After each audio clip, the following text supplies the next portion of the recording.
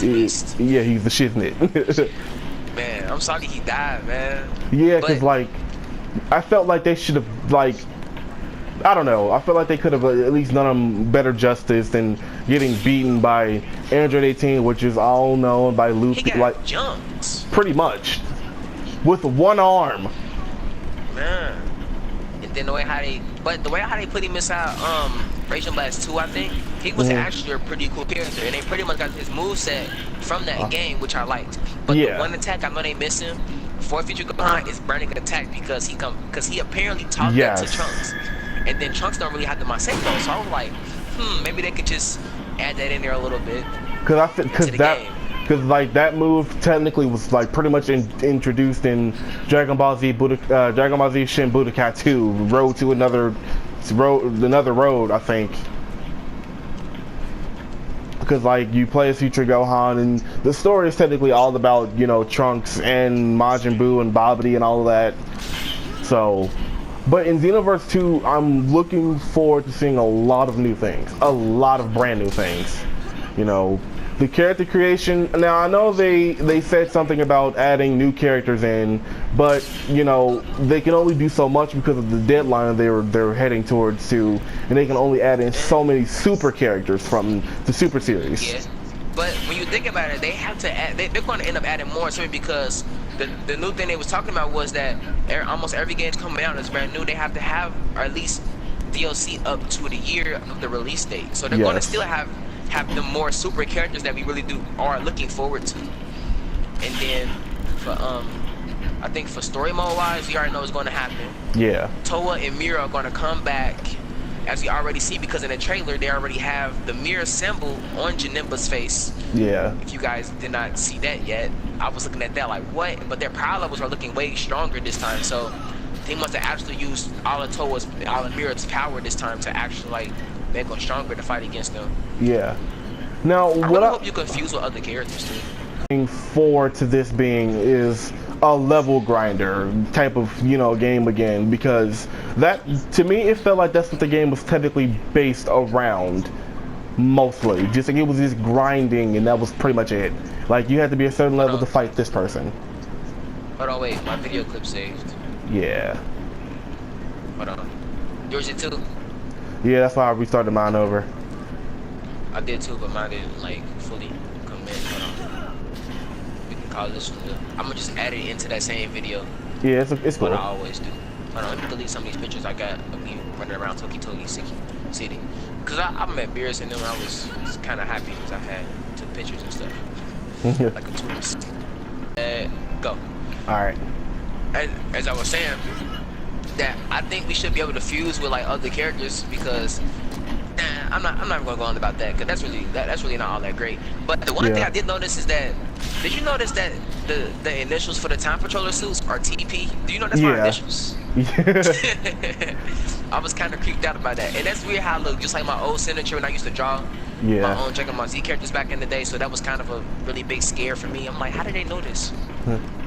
Well, when you said I hope we confuse other characters, that's technically another Dragon Ball Z game that they kind of have coming out, but it won't. Are you talking about fusions? Yeah, like Dragon Ball Fusions. That's technically like, you know, it's a 3DS game and it's over in Japan at the moment.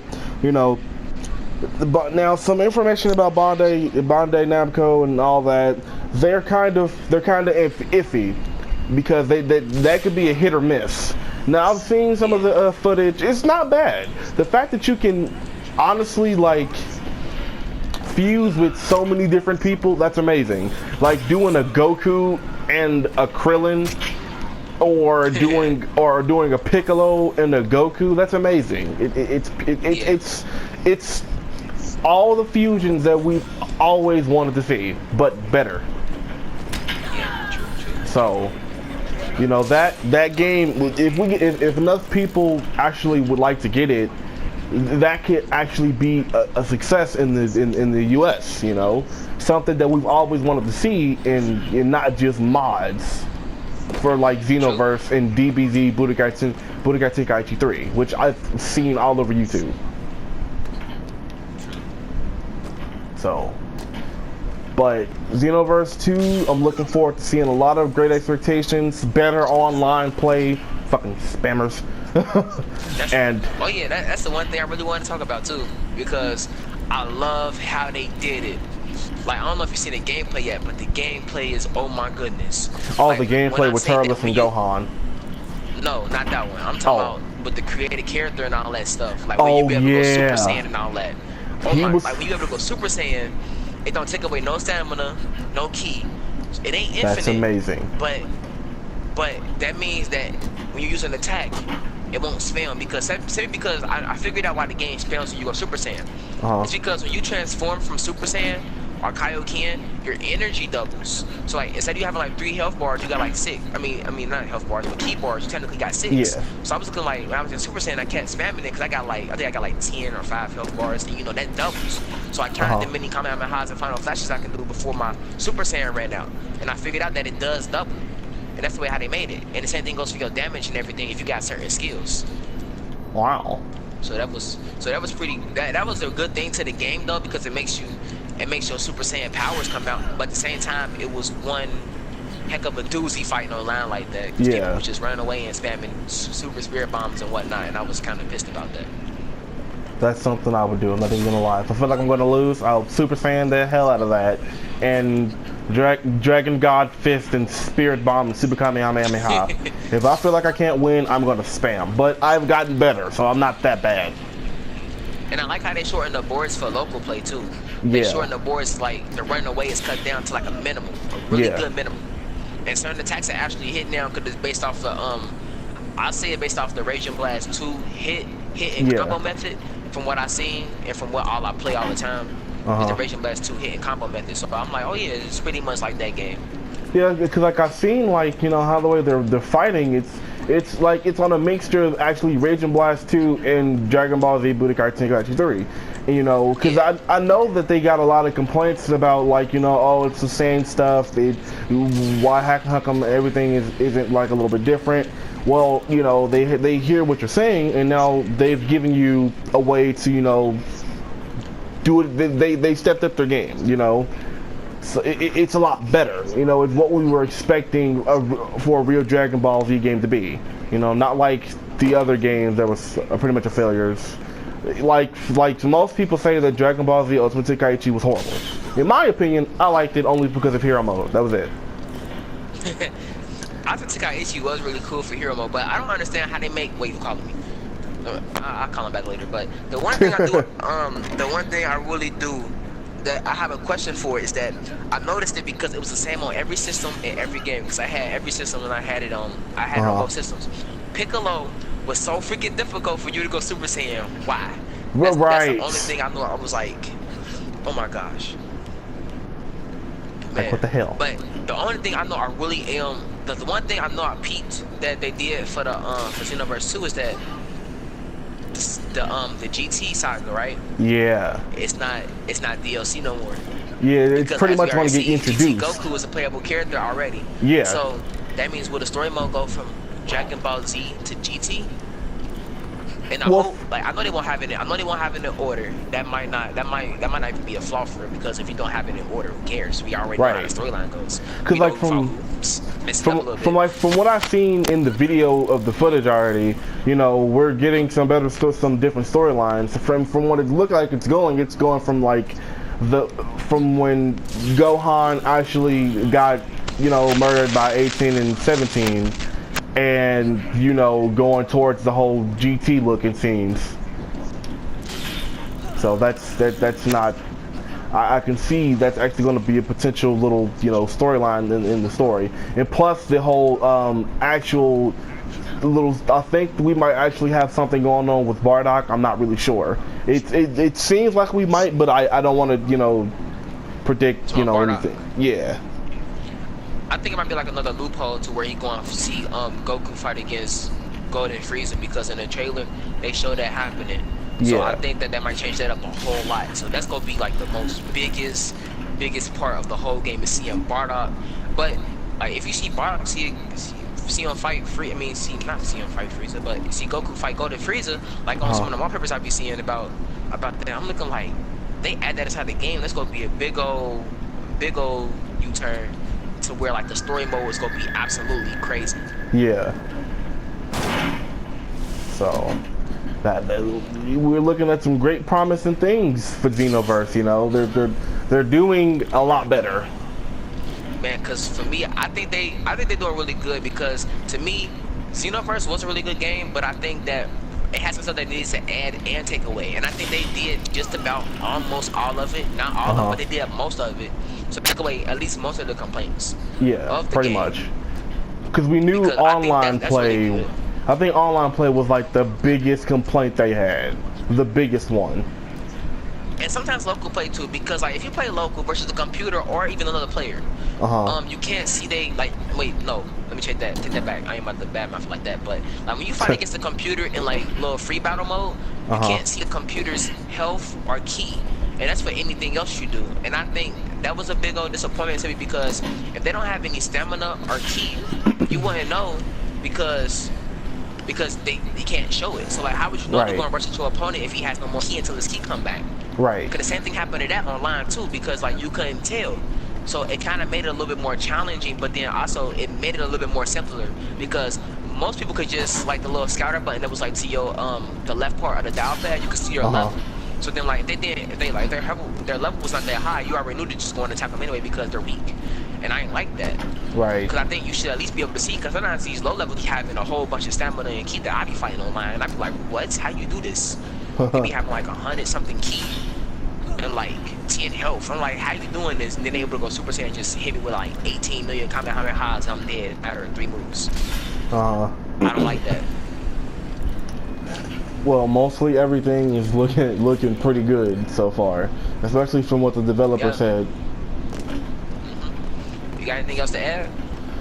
At the moment, nah, not really. You know, we've had some great discussions on stuff. Well, with Dragon Ball Super, like I said, we're pretty much, we know that evil Kaioshin has to be using Goku's dead corpse body. You know, he must have revived it in some type of, you know, ritual way. You know, as we saw when Goku wasn't using his full strength, because he went straight to Super Saiyan 2 when he could have easily went to Super Saiyan Blue to like take him out without any hesitation. But even Super Saiyan 3 would have killed him that easily. Right. You know, so we know that that's, you know, not another Goku from any different universe. It's a Kaioshin. It has to be. There's no other solution. You know, because especially from when he clutched the left side of where his heart was, the same place Goku had his heart disease in the Cell Saga, well, Android Saga, I would say, or same thing. You know, we know that there has to be something. He punched him in the chest. Well, that too, but you know, his body might have reacted a whole lot more differently than how Goku actually did when he actually had the heart disease going on. Yeah, I really hope we have more moves for this game and stuff too. And then for Dragon Ball Super, I think it's going really well. But the only thing I do not like is how, like, if you read the manga, Goku goes Super Saiyan Red versus Hit, but in the anime he just goes blue. And for me, being a Goku fan, I like the Super Saiyan Red form because that's like one of my favorite forms of Goku. That's my favorite form of Goku for real, because of the looks. And if they had a time to show that off, why don't they show that off versus Black? Simply because if he can go to that form naturally, like he did versus Beerus, I mean by accident, but then he can still go to a natural manga. Why can't he do it versus Black and just get him over with? And then plus, it still help him out on that mystery of the fillers of him not going Super Saiyan Red. Well, you have to think about it, based on how they do things in the manga and how they do things in the show. From what we've learned, as we all love Akira Toriyama, he has like one of the biggest forgetful minds in the world when it comes to, you know, doing basic when it comes to like making the anime. Right. They just try to keep it a little bit more simpler than try to make it all confusing. Yeah, because like as we all know that we were all wondering when the episode 48 came out, why was Trunks' hair blue? You know, apparently from what I know, Akira Toriyama, when he sent the developers for the manga creation, the model for Trunks, he honestly forgot that Trunks' hair was purple during the original DBZ series. He immediately forgot. And you know, since they already drew it, it was like, well, you know, it's nothing we can do about it now. That he's older. Right.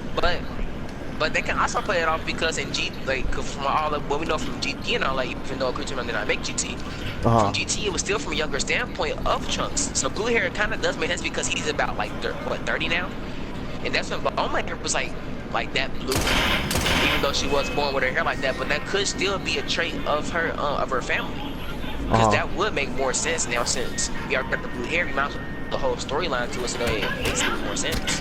Well, I wouldn't think not Gohan. I wouldn't think Trunks would be that old. At least not in his 30s, at least yet. Maybe like distant 20s. But you know, cause like when Trunks first met Baby Trunks, he was like, an actual baby, and Trunks was a teenager at that time. So yeah, he was around. I think he was 16. Yeah. And Trunks is like 8. I think Trunks is still like 8 or 9. Yeah. So during that time, he's 8. 7 years have passed. Oh dang, so he really not all that old for real. He's like 20 something then, possibly. Yeah. So it would be kind of, yeah, it's kind of weird because he was like, yeah, because he was around an adult in GT, but in GT don't really make no sense. But I like the way how I'm trying to figure out how, before we get to the last episode of Dragon Ball Z that we currently saw a couple years ago, he's basically filling in all that time from Boo and all. Yeah. So that means Boo might not come in until like later. So probably later. not. So that, I ain't gonna say that's good, but I think that's also pretty smart on, instead of us skipping straight to the end, we filling it in before we get to the end. Because you still don't know what happened after Dragon Ball Z because they gave us that GT that wasn't real. Right. And then for Xenoverse 2, I really hope that like when they do the DLC for the super characters, if they do it, I really want them to put that into the story mode. Because I would love that. Changing the super timeline. Can you imagine that? Can you imagine that? Well, from the standpoint, I can kind of see that how they're doing things. That can actually be a possibility, because from how Mira and Toa are doing things, that might actually be an effect to it actually happening. With the DLC, because they did the same thing with GT, but it wasn't that much into the story mode. Right. But I think they should go through like the whole series of Super from what they got so far here on out. Changing up that part of the super timeline, because I think that would be pretty interesting. Don't even have the DLC characters out. Like, we can just do the story mode for the DLC characters before it come out, maybe to know who to look forward to, how they boost how to look, and how it.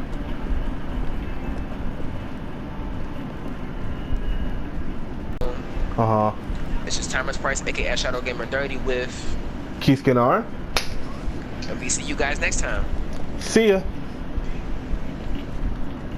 That was really good.